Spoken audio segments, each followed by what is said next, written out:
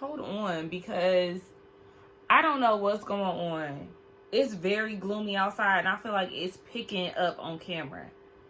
Okay, my hair is done. I'm supposed to be giving you all feels, okay? And I'm not. I don't know what the problem is, but something ain't giving, and it's really the lighting to me. I don't know. Something just looks off. And it's all right, because we're gonna bring the energy, we're gonna bring the fun. What's up, y'all? It's your girl KinaMal. I'm back for another review. This is my review for The Real. It's not The Real. This is Ready to Love, Season 10, Episode 4. Now, I did do my Potomac review about an hour ago. I had to get in the shower, get myself together, you know, just try to rejuvenate myself, because like I said, it's a gloomy day here in Georgia, and I don't know, it's just that something is not giving, okay? But we back for Ready to Love, and I feel like I'm gonna pick my energy up here because these people riled me up a little bit, you know, sometimes on the positive side, sometimes on the not so positive side. But we open up this week, and it's the men's week to send a woman home. So Tommy tells them that they need to get the women out, get to know them more, introduce them to something on a personal level. When he was saying that, you know, people are showing their representatives, yes, they're going to show their representatives throughout this entire process. It kind of takes a while for you to get to know somebody and they shed that representative. So just know that you're still going to get the representative throughout this whole process, whether you invite them to your house or your place of business, whatever it is. Like, people ain't shedding inhibitions and all that stuff and representatives all that early. Well, some people do be shedding their inhibitions early. They be a little hot in the pants. But anyway, the first date we see is with Naim. Remember, he is a gym owner, so he invites them out to his gym. It is Deanna, Fritz, Sahara, and Khalil. True was invited as well, but True is not in attendance. Now, Naim is saying that he was really interested in getting to know her more, but because of her absence, you know, it's speaking volumes. So they all work out. Fritz is struggling, baby. Him and Sahara. And you know what, y'all? I've been doing a lot of workout activities here lately, like the past weekends. I'm a weekend workout girl, okay? Catch me on the weekend, baby.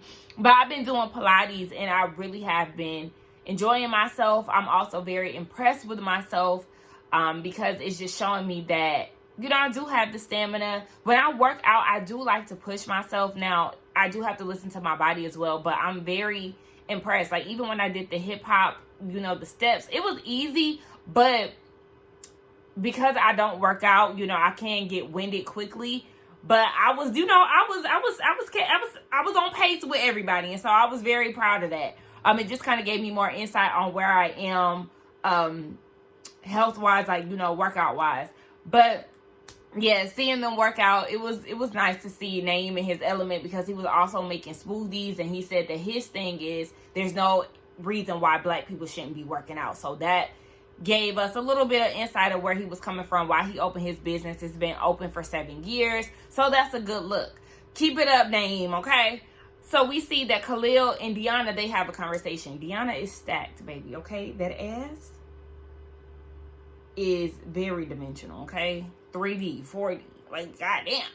But he's having a conversation with her. We learned that he went to boarding school, and it was an African boarding school, so they was able to whoop you and everything else. So they bonded over discipline and things like that. It was a good conversation. Out of all the men, I will say, he has my attention the most, because he's not doing the most. He's doing just enough, and I'm not seeing any red flags as of yet.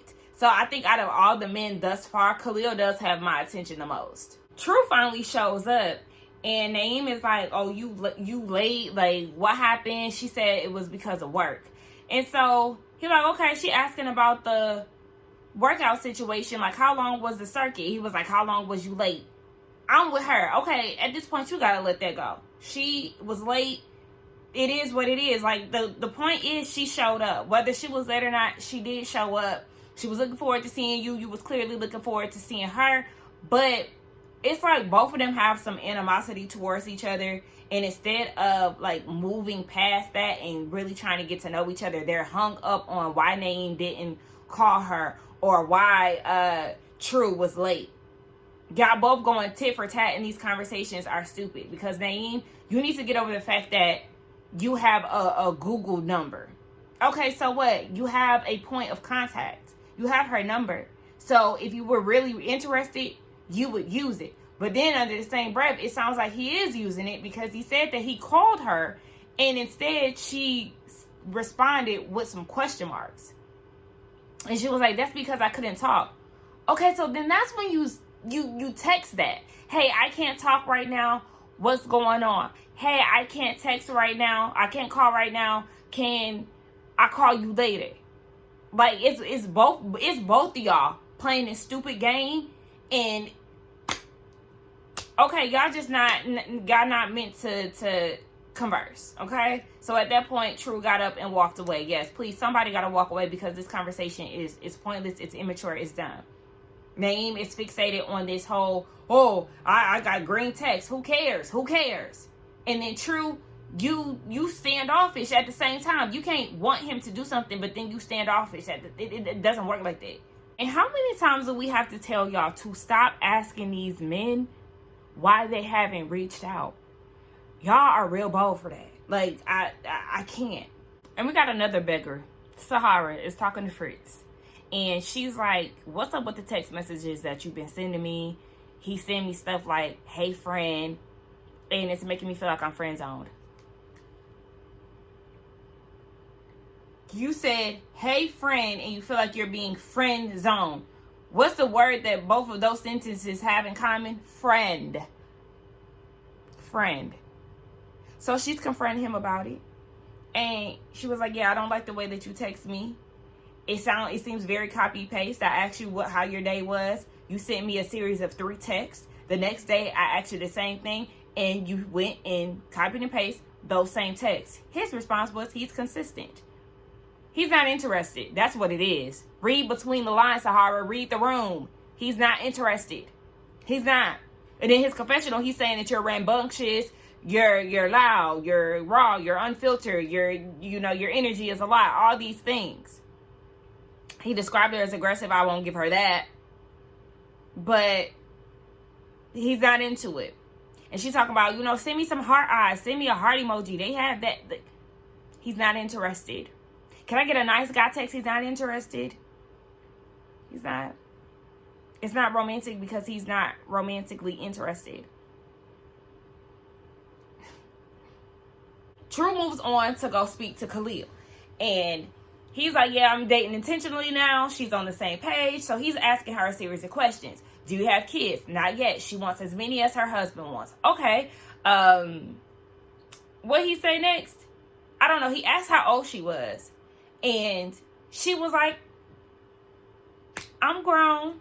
I'm grown. I'm assuming that you grown. I don't care what nobody says. I know a lot of people in the comments always, try to give me like a rebuttal or whatever when it comes down to women not saying how old they are.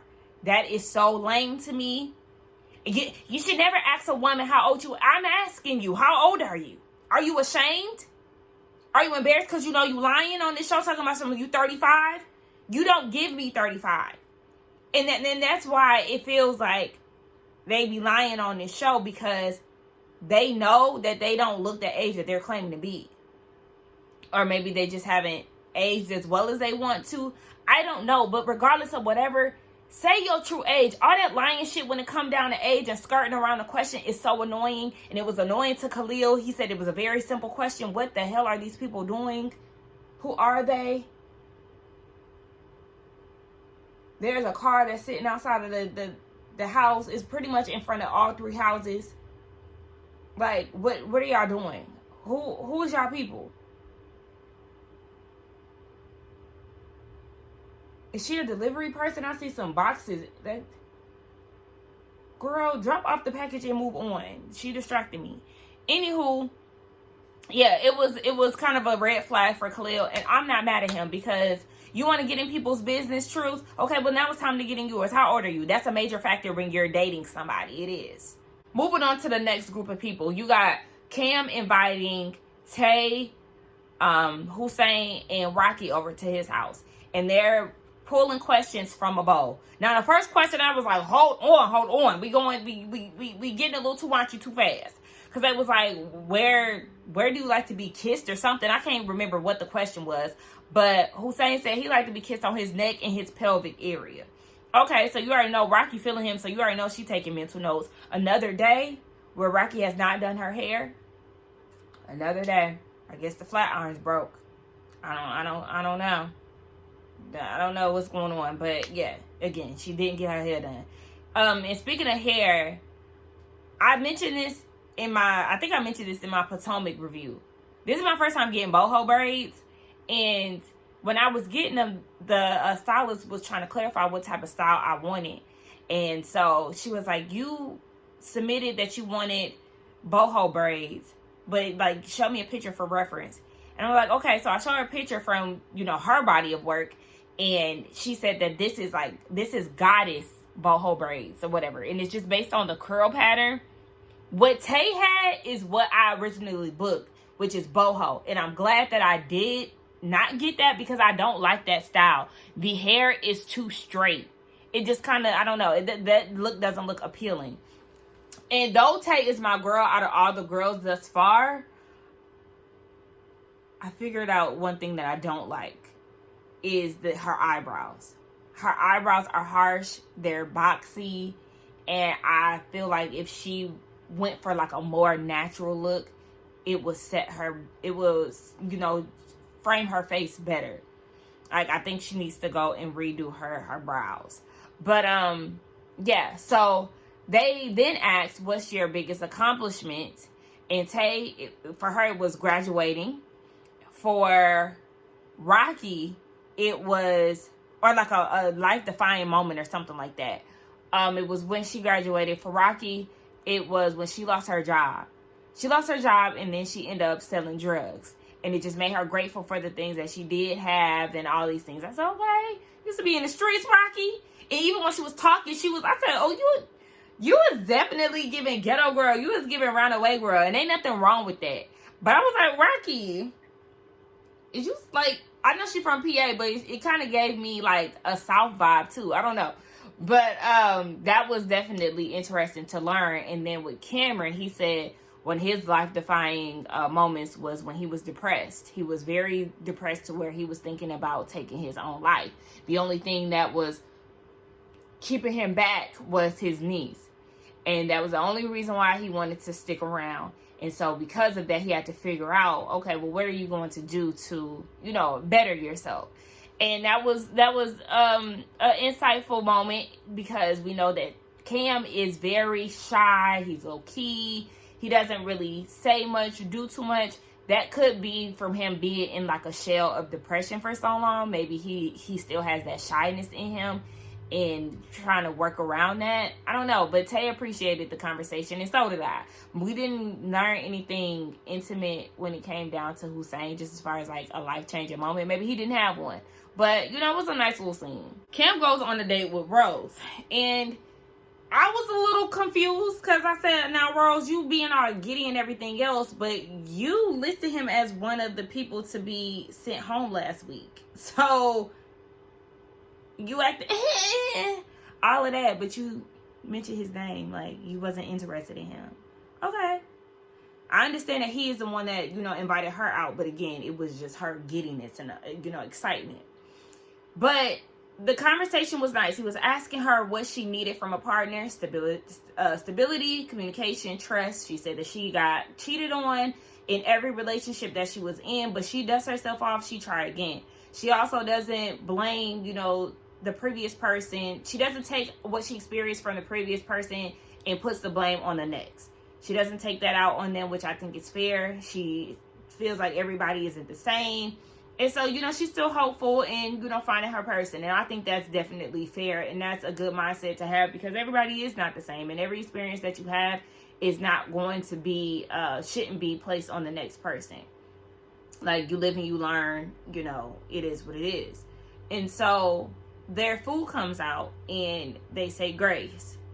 She was like, I know you're not really religious like that, but is it okay if you if we give thanks.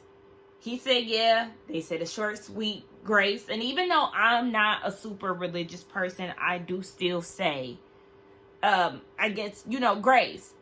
I still give gratitude. It's not the same grace that I used to say, as a kid or when I was identifying myself as a Christian.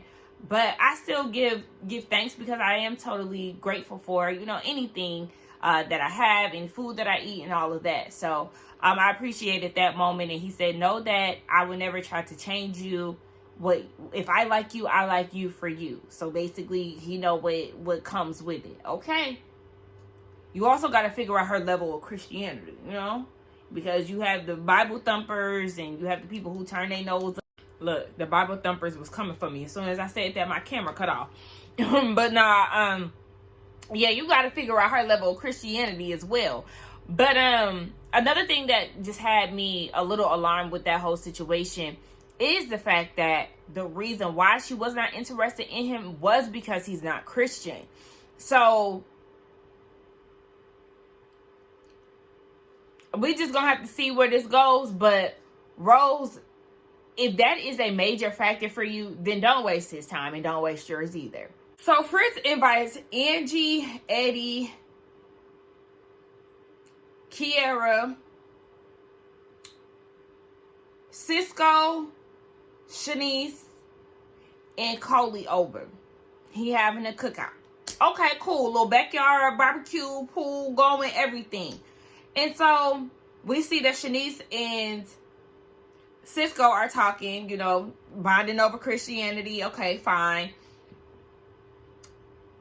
But Cisco, what was that Captain America shirt? Was you sweating again? Because it looked like the shirt was wet. Like, what is that? What was that? I don't know. Oh, Naim is there too. So they end up getting in the pool. Coley ain't got her hair done yet again. Like, oh my gosh. Whatever. They get in the pool. I said, okay, Angie with the booty tat. I love me a ghetto tattoo. The only ghetto tattoos I don't like is like women having tattoos on their chest. It just gets very masculine. But, no offense to any other ladies who got chest tattoos. That's just not my preference. I said, okay, Angie with the booty tat. But Coley and Fritz have a conversation. And she said she was looking on his Instagram and stuff, just, doing a little investigative work. And she sees that he's following poly hashtags and polyamorous influencers. And he was like, well, no, that's not what I'm into. I wouldn't be able to pull that off.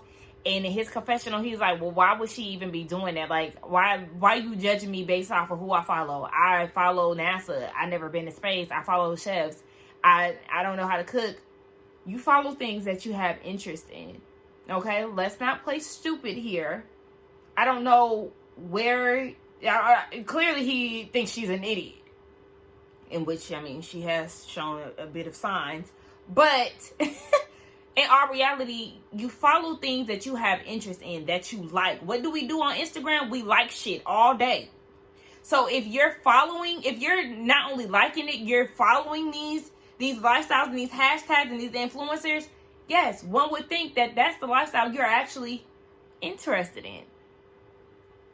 You go on my Instagram, you see me following a lot of vegan influencers, a lot of gardening pages, a lot of Black women, my interests are very much so what aligns with me. Holistic lifestyles, some comedy in there. Me and my friends went through our Instagrams one day. It was like, let me see what your timeline look like. My friend was like, very on brand for you. Black everything, food, vegan shit. Yes, exactly. Fritz ain't slick, and ladies beware. Coley, you need to go and warn all the ladies that he is out here playing. And you know what, too? His ass is probably a passport, bro. It's all... Listen. It's making sense now. It's making sense, okay? When we got introduced to him, travel. I've been here. Now, we see that he following polyamorous influencers and stuff. He be going overseas to try to get the girls. He a passport, bro. It makes sense. It makes sense. Hang him up. Hang him up. Get him out of here. We get more into Kiara, and to me, I feel like she being a little quiet because Jay is not there. We already know that she has claimed him to be her man. So I feel like she is not really interested in the other guys, but I feel like she does need to branch out and get to know, the other men, because you might have an interest in someone else. I mean, the pickings are very slim, but, nonetheless, still try to get to know someone. And so Shanice is like, let's hear more about your story, Kiara. She has 2 kids with a high school sweetheart. He's a pro boxer. He ended up cheating. She took him back. It was just a very hard thing for her to deal with. Just like the relationship was very toxic. It was very drama filled, and he ended up going to jail. She said he's getting out soon, but she has done the work. She pushed through. She takes care of her kids and all of that. And so now she's ready to, find love. I said the real test is going to be when you see him again. Because the only reason why you walked away was because he got sent away. So you didn't have a choice. But like the real test is going to be once you see him again. She said they are on good terms and he respects her and things. And she probably has definitely moved on. But once you see somebody that you haven't seen physically for a long time, you just never know. So hopefully she stays strong, girl. Keep it moving. And hearing this story, Naim is, he likes what he hears. He admires her story. He's adopted. And, he also has baby moms that are single mothers. He has 3 of them. But I don't know. This has made him attracted to her. We'll see if she'll be attracted to him and all them goddamn kids. Because, yeah. Did they talk already? I don't know. I think they might have talked on the first episode. I can't remember. I mean, well, shit. I guess Angie know a little something more than I know. Because remember, she said that she was feeling Eddie last episode. And I was like, do he know that? Well, clearly he said that he liked the vibe and the partnership that she was giving on the grill. Like I said, people be impressed with the little shit. Like, okay, yeah, she helped you on the grill. But okay, I mean, he said it deepened their connection. Okay, and she gushing over him in her confessional. Okay. Jay takes Coley on a date. Surprise to me. So at this point, yes, Kiara will definitely be one of your options because he's doing the same thing. Well, he's doing what I told you to do.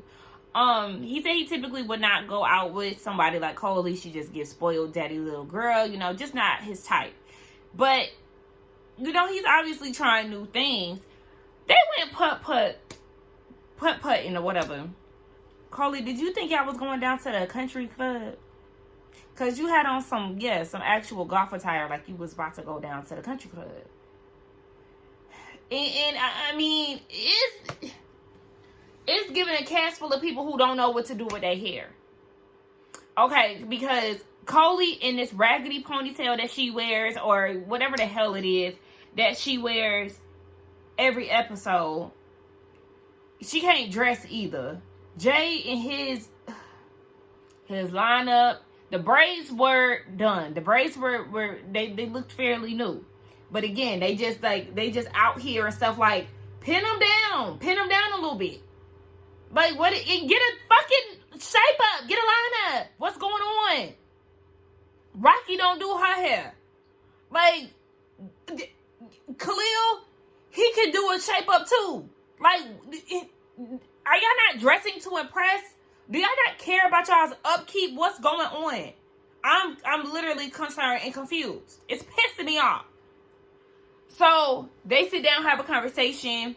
He's wearing an anchor necklace, and she was like, "Is somebody in the Navy?" He said, "No, he's the anchor because he a single dad." Okay, I like that, or whatever.